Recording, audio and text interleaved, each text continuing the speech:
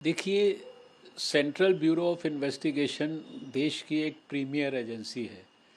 वो अगर किसी सरकार के उप मुख्यमंत्री को अरेस्ट करती है, तो अगर हम लोग वास्तव में कानून का सम्मान करते हैं तो हमें मान के चलना चाहिए कि उनके पास पर्याप्त कारण होंगे उनको अरेस्ट करने के। उनके कारणों पर तो मैं कोई कमेंट नहीं कर सकता क्योंकि मैं कोई इन्वेस्टिगेटिंग एजेंसी नहीं हूँ। लेकिन जिस प्रकार से शराब की नीति के बारे में इतने महत्वपूर्ण प्रश्न भारतीय जनता पार्टी के दिल्ली से लेकर और राष्ट्रीय स्तर के स्पोक्स पर्सन्स ने आज तक आम आदमी पार्टी से और पर्टिकुलरली मनीष सिसोदिया जी से, दिल्ली के मुख्यमंत्री अरविंद केजरीवाल जी से पूछे हैं, उनका आज तक कभी भी पब्लिक डोमेन में कोई जवाब नहीं मिला है किसी को भी। तो अब ऐसी स्थिति में अगर आप भ्रष्टाचार करेंगे तो नतीजा तो उसका उसी प्रकार का होगा जो भ्रष्टाचारी के साथ होता है। आप अगर पेड़ जो है वो बबूल का लगाएंगे तो आप एक्सपेक्ट करेंगे कि उसमें आम आएगा, आम तो नहीं आएगा। आपने ऐसी शराब नीति बनाई कि सारी दिल्ली को शराब नगरी बना दिया, गली गली में शराब की दुकानें खोल दी और उनको खोलने के लिए आपने शराब के मैन्युफैक्चरर्स और उनके डिस्ट्रीब्यूटर्स और उनके संबंधित लोगों को फेवरेटिज्म किया, उनको पॉलिसी पहले से सर्कुलेट कर दी। कितनी सारी बातें बाज़ार में आ रही हैं।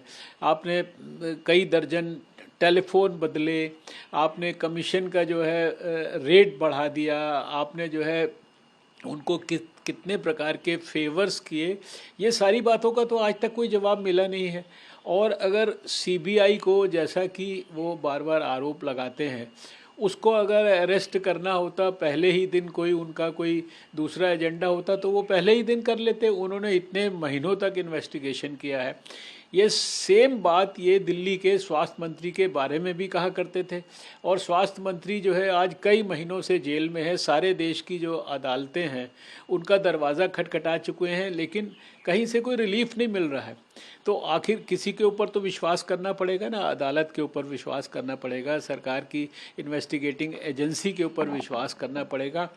और ये तो अब देश समझ गया है कि नरेंद्र मोदी जी के राज में कोई भी भ्रष्टाचारी, उसको किसी भी कीमत पर, इर्रिस्पेक्टिव ऑफ वो कौन सी पार्टी का है, कौन से वो दल से संबंध रखता है, क्या वो करता है, उसको कोई भी इन्वेस्टिगेटिंग एजेंसी जो है इन्वेस्टिगेशन के बगैर छोड़ेगी नहीं। और अगर वो अपराधी है तो उसको सज़ा भी दिलाएगी। आदमी है मनीष सिसोदिया के लिए उन्होंने ऑनेस्ट मैन कहा, साथ में उन्होंने ये भी कहा कि उन्होंने स्कूलों की हालात जो है उनको ठीक किया, स्कूलों की बच्चों के जो पढ़ाई है उसके लिए इतना काम किया, उसके बाद उनके साथ ऐसे किया। देखिए, बात यह है कि यानी बात हो रही है दिल्ली की और आप बात करें दूसरे प्रांत की या दूसरे विषय की। उन्होंने क्या किया, अभी तो जो शराब नीति पे उन्होंने किया वो सारे देश के सामने है। हमारा ये कहना है कि तुम इधर उधर की बातें मत करो, जो टू द पॉइंट बात करो, टू द पॉइंट जवाब दो। शराब नीति से संबंधित जितने सवाल उठाए गए हैं उनका जवाब अगर आपके पास नहीं है तो जवाब तो देना पड़ेगा। हमें नहीं दे रहे जवाब, जनता को नहीं दे रहे, सीबीआई को तो देना पड़ेगा।